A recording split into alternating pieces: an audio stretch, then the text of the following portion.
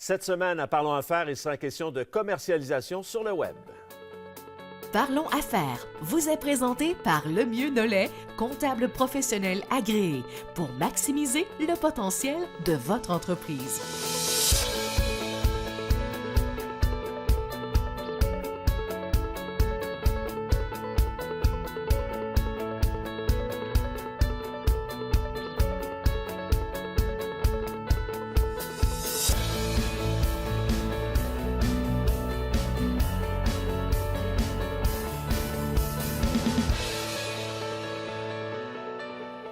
À nouveau, je vous souhaite la bienvenue cette semaine à une autre édition de Parlons Affaires. Je vous présente tout de suite les gens qui sont avec nous en studio, bien sûr, de l'équipe Lemieux Nollet. Il y a Sylvain Moisan. Bonjour Sylvain. Bonjour Michel. Martin Letourneau. Bonjour Michel. Merci d'être là. Et notre invité, M. Éric Dubo, de Dubo Service Conseil. Merci d'avoir accepté notre invitation. Ça fait plaisir.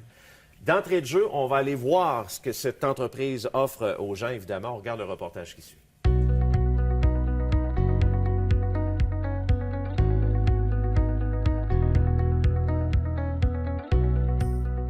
Dubo Service Conseil, c'est une organisation spécialisée en technologie de l'information depuis plus de 30 ans. Son créneau en ce moment est la gestion de la relation client.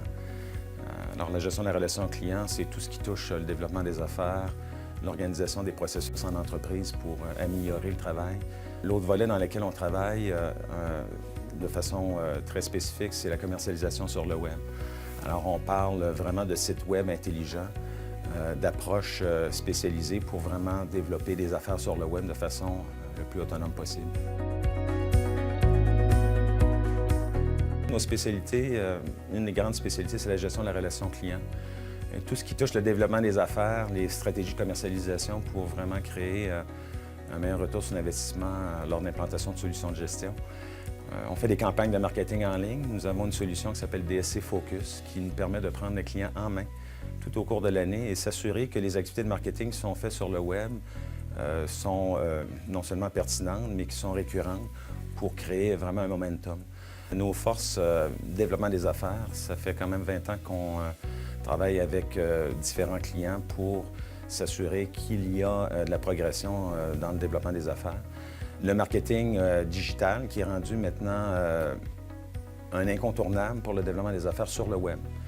Et avec notre solution DSC Focus, on fait des sites web intelligents qui nous permettent vraiment de calculer le retour sur l'investissement annuellement.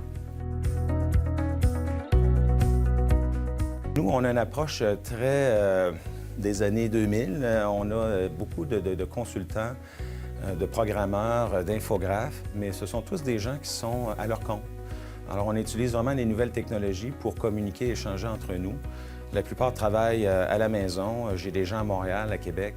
Ça nous permet vraiment d'être beaucoup plus flexible lorsqu'on a des mandats et on a des temps livrables qui sont très serrés. Nos domaines d'intervention, tout ce qui est compagnie d'assurance, domaine financier, des entreprises de services, que ce soit firme comptable, d'avocats, ressources humaines. On est aussi dans le commerce de détail, restauration, magasins de vente au détail.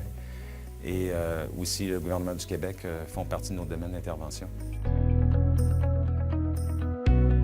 Vous cherchez des solutions pour vous assurer d'avoir la meilleure performance, le meilleur rendement dans votre organisation, que ce soit du développement sur le web ou d'applications de gestion. On est là pour vous supporter, s'assurer que chaque projet que vous faites dans le domaine soit un succès.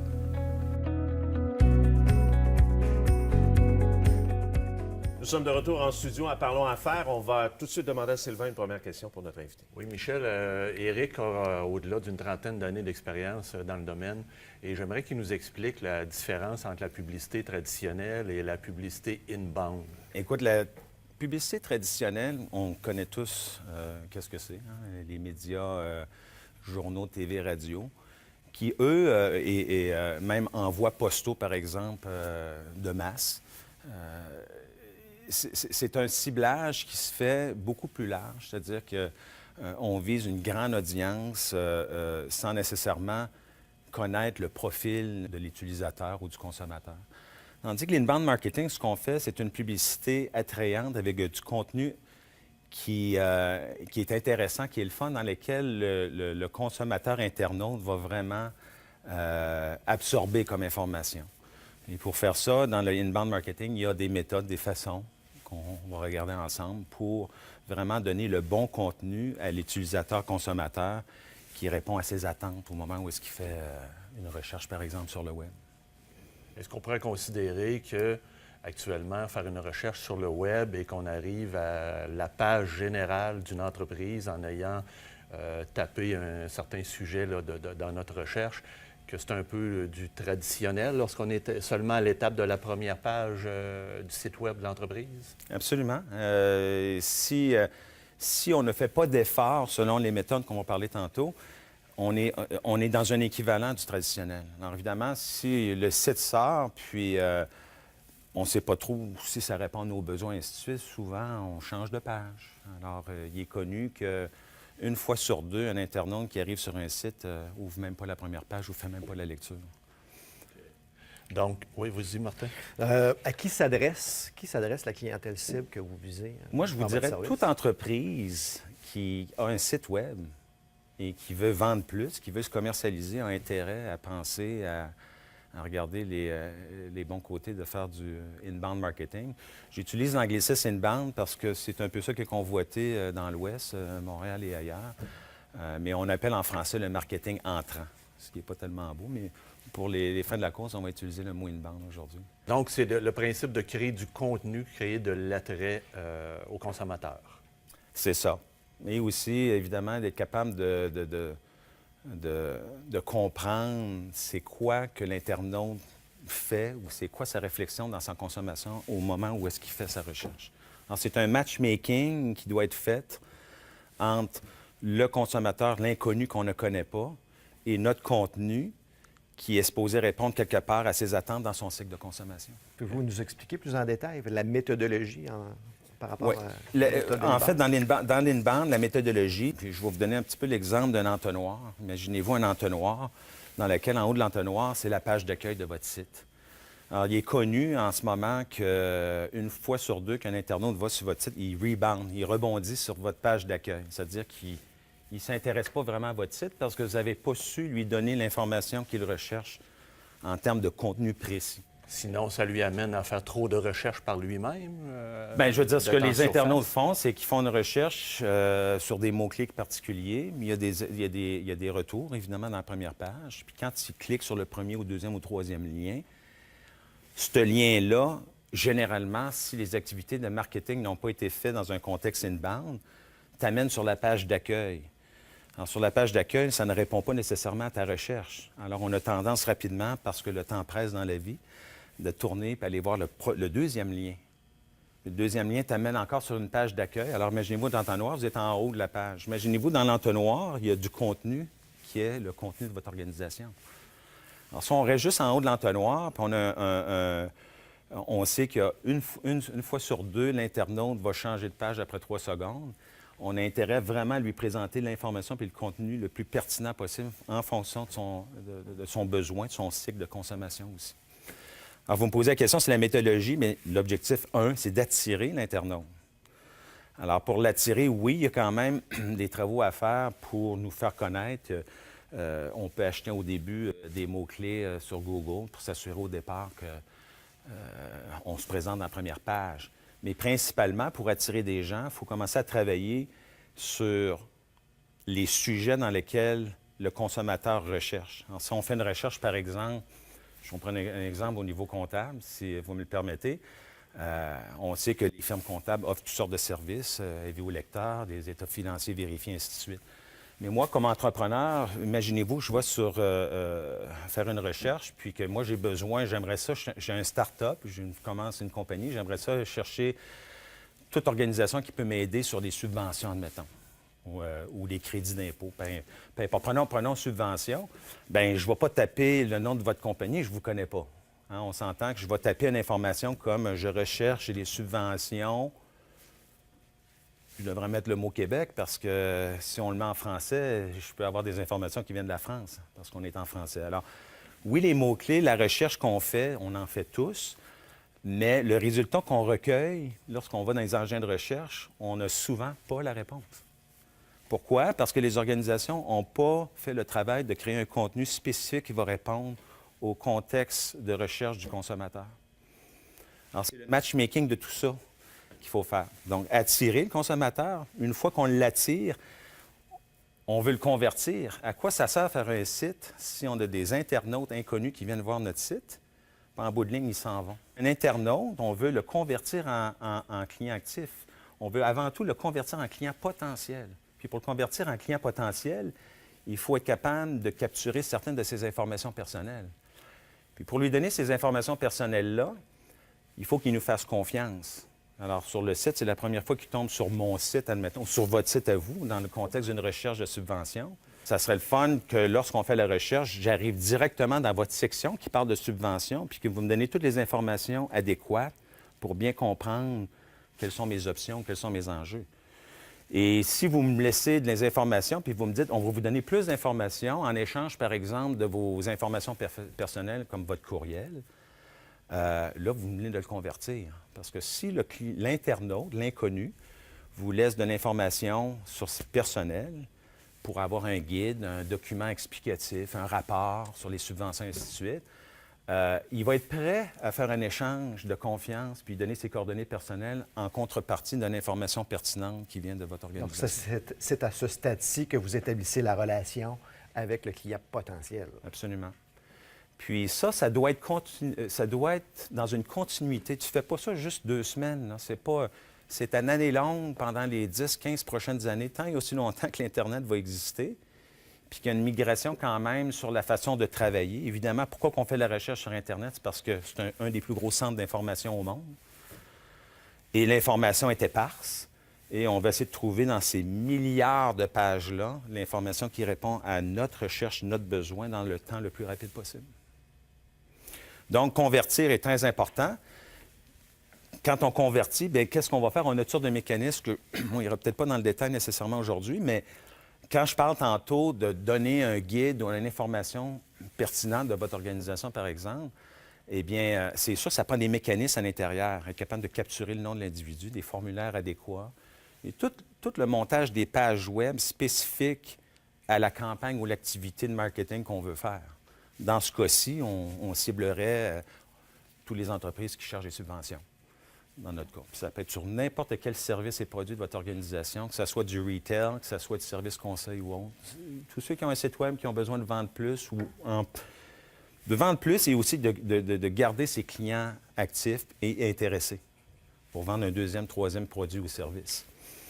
Donc, une fois la conversion, on continue à éduquer nos clients potentiels, puis on veut le convertir en client actif. On veut qu'il soit consommateur chez nous. Alors, à un certain stage, ces données-là qu'on a dans notre site web intelligent, on veut être capable de les transférer aux gens appropriés au développement des affaires, par exemple, pour faire un appel téléphonique. Écoutez, monsieur, madame, vous avez communiqué avec notre site, vous avez téléchargé un certain document, d'ailleurs 3 documents distincts sur tel et tel sujet.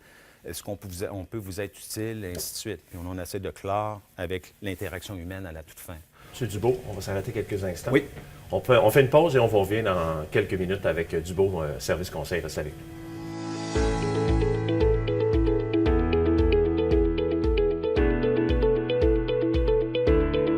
Personne n'est à l'abri du surendettement, que ce soit à la suite d'une perte d'emploi, d'une maladie ou encore de la perte de contrôle du budget familial.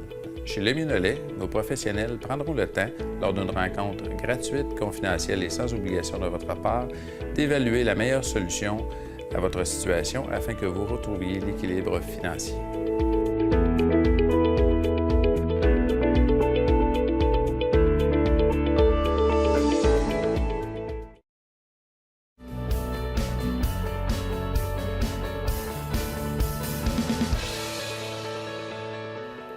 C'est vraiment un sujet fascinant aujourd'hui pour les entrepreneurs, les entreprises qui nous regardent. Et justement, Martin, on a une autre question pour M. Éric Dubois. Oui, Éric, tantôt, tu parlais avant la pause de clore une transaction. Quelles sont les étapes ultérieures? Évidemment, quand on réussit à avoir un client potentiel qui devient client actif chez nous, on veut s'assurer qu'il reste client chez nous pour de longues années. Alors, évidemment, le site étant conçu pour faire des stratégies, on va continuer à éduquer et à informer notre client graduellement pour qu'il devienne un ambassadeur puis qu'il parle de nous en bien face à ses collègues ou les gens qui le côtoient. Donc, à la fin, oui, on veut s'assurer que le client soit satisfait, heureux. on va analyser les données. Alors, dans les solutions de l'inbound marketing, c'est important d'analyser les données, voir où est-ce qu'on est rendu, puis ajuster notre tir en cours de route. Éric, il y a quelqu'un qui te voit à l'émission, il y a un propriétaire d'entreprise, il t'appelle, il veut avoir tes services. De quelle façon du beau service conseil accompagne ses clients? L'idée de la solution que j'ai mise en place permet à un chef d'entreprise qui n'a pas de département de marketing ou qui n'a pas de force de vente, puis qui a besoin quand même de vendre plus, de faire des activités avec lui en impartition. C'est-à-dire que moi, je m'offre comme un stratégiste, comme un employé à temps partiel qui peut acheter en allée longue. Alors, ma solution permet vraiment de tenir le client mois après mois pour faire évoluer ses stratégies sans qu'il ait obligé d'engager du personnel à l'intérieur. Un premier temps, mettre en place le principe du inbound et de l'accompagner par la suite. L'accompagnement, ma solution est beaucoup basée sur la stratégie et l'être humain, le professionnel ou les gens qui sont capables de faire du stratagème que sur les solutions informatiques puis de développer des sites web avec de la programmation et de l'infographie dans laquelle ça ne crée plus autant de valeur que ça en a créé auparavant. Okay. Tu nous expliquais tantôt les meilleures pratiques inbound. Donc, pour les fins de l'auditoire, peut-être nous expliquer qu'est-ce que tu entends par meilleures pratiques. Les meilleures pratiques, c'est que dans le code que je vous présente aujourd'hui, je me base sur une compagnie américaine qui s'appelle HubSpot, qui est un des leaders mondiaux dans le domaine. Alors, eux autres ont évidemment travaillé avec beaucoup d'organisations de toutes sortes d'envergures. Ils ont commencé avec les plus grosses compagnies au monde. Alors, ils ont quand même remis un peu le vocabulaire, si vous voulez, sur les meilleures pratiques. Alors, quand on parle tantôt de la méthodologie d'inbound, d'attirer, de convertir, de clore, ce sont tous des principes émanant de HubSpot qui existent depuis belle lurette avant même l'Internet, là. On a toujours voulu serrer la main d'un client. C'est toute la même mécanique, sauf qu'il devient un petit peu plus automatisé à cause qu'on est rendu vraiment sur Internet. En fait, il y a 4 éléments fondamentaux pour faire du inbound. Le premier, c'est l'identification du persona. Alors évidemment, comme on parle quand même d'un processus automatisé en ligne, quand l'internaute fait une recherche, il n'y a pas d'intervention humaine de la part du service ou du produit qui est offert. C'est le site qui offre la formule. Alors, en prélude, lorsqu'on fait du inbound, il faut discuter avec les chefs d'entreprise puis bien comprendre c'est quoi le produit ou le service qu'il veut mettre en tête d'affiche sur le web. Ça peut être sa compagnie au complet, mais ça peut être un produit ou un service ou une campagne de marketing qui parle de certains services et produits. Toutes les combines sont bonnes. Puis, dans nos stratégies, il faut élaborer, bien, c'est qui notre cible? À qui qu'on s'adresse?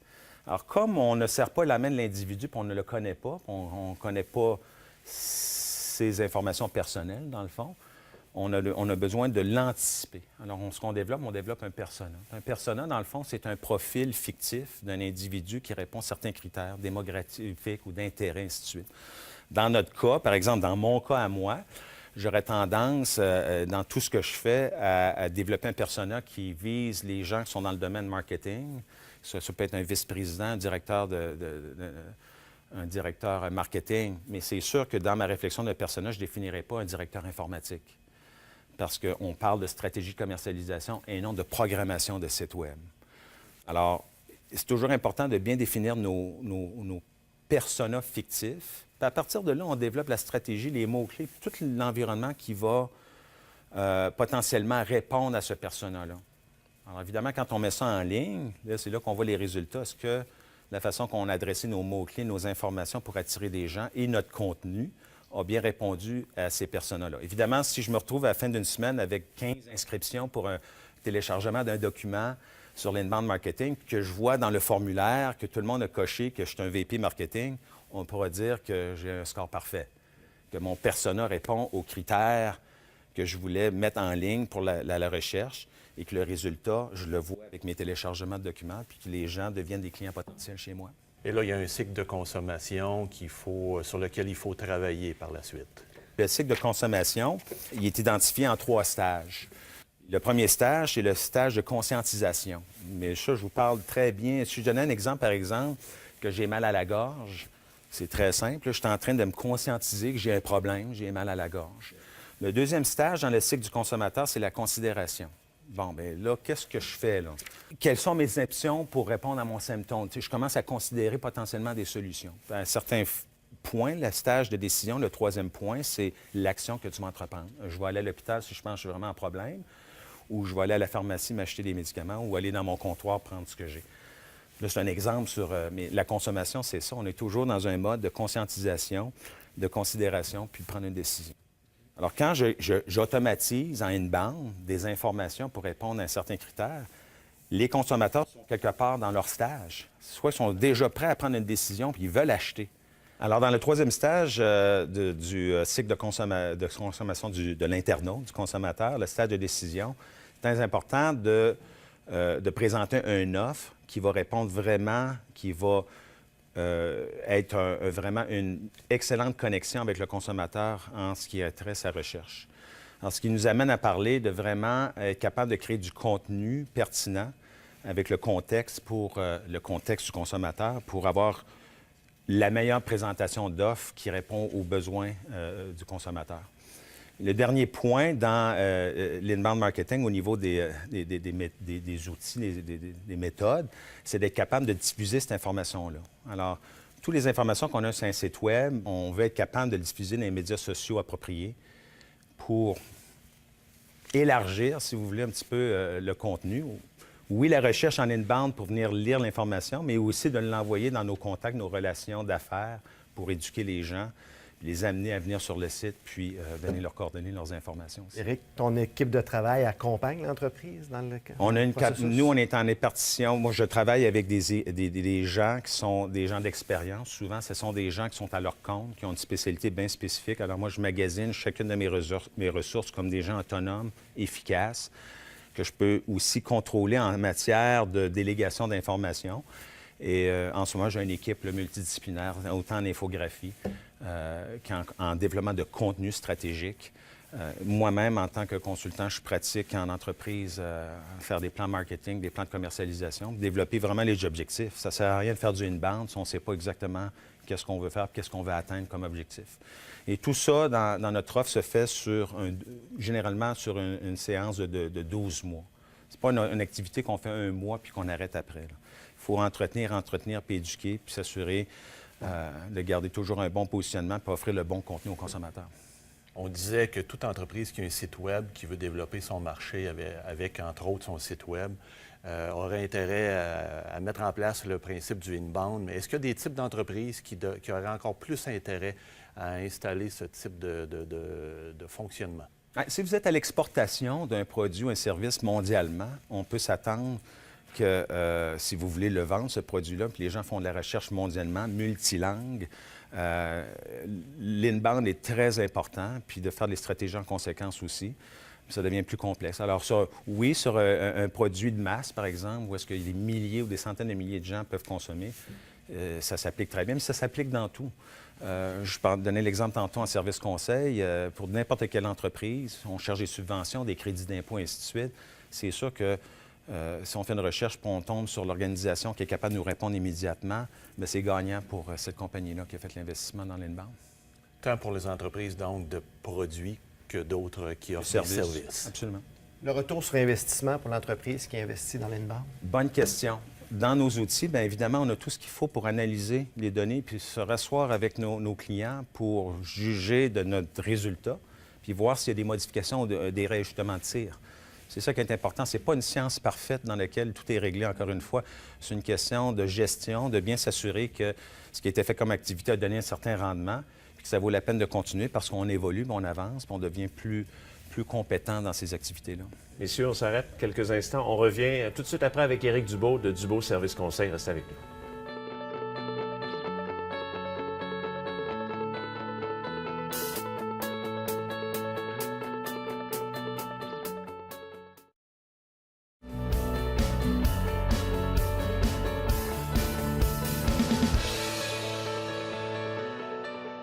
Nous sommes de retour en parlant affaires. Martin, en conclusion? Oui. Éric, quelle est la tendance du marketing inbound? Écoutez, la compagnie HubSpot a fait beaucoup d'études, on fait beaucoup de recherches, évidemment, pour, comme on dit, supporter leur processus, leur approche, si vous voulez. Si je prends un article, par exemple, en social media B2B, les entreprises qui font des affaires entre entreprises, entre B2B, c'est entreprise à entreprise, qui bloguent génèrent 67 plus de prospects ou de clients potentiels par mois que ceux qui ne le font pas. J'en sors une deuxième, par exemple. Un contenu qui a publié, Contenu Plus, une compagnie de recherche, a publié que les blogs donnent au site Web 434 plus de pages indexées et 97 plus de liens indexés. Des liens indexés, c'est ce que les robots de Google font pour nous afficher des retours suite à notre recherche. Alors, des compagnies comme Google savent que les compagnies qui sont proactives, qui font du blog et ainsi de suite, ont de la pertinence et du contenu, puis ils vont donner une préférence à ces entreprises-là. Alors, si tu fais un site Web de 15 000 puis que tu fais aucune activité stratégique, ça se peut que Google ne te mette vraiment pas dans la première page. Peut-être prendre un dernier point. Rapidement, oui. Les gens ont voté et Search Engine Land, une compagnie, partage jusqu'à 80 des gens ignorent les annonces sponsorisées par Google. Alors, quand tu es dans ton engin de recherche, quand c'est annonce, les gens n'y vont pas. Ils vont prendre des liens organiques qui sont naturels. C'est ce que notre solution En terminant, M. Dubois, on va rejoindre de quelle façon? Avec le site Internet? Le site Internet, mais dans le cas d'une bande, on va utiliser nos pratiques. Vous allez sur dscfocus.dubossolutions.com. Vous allez arriver directement sur la section qui parle d'inbound marketing.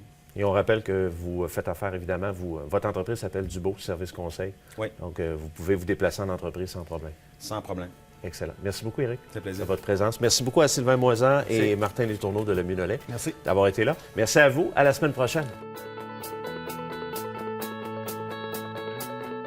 Parlons Affaires vous a été présenté par Le Mieux-Nollet, comptable professionnel agréé, pour maximiser le potentiel de votre entreprise.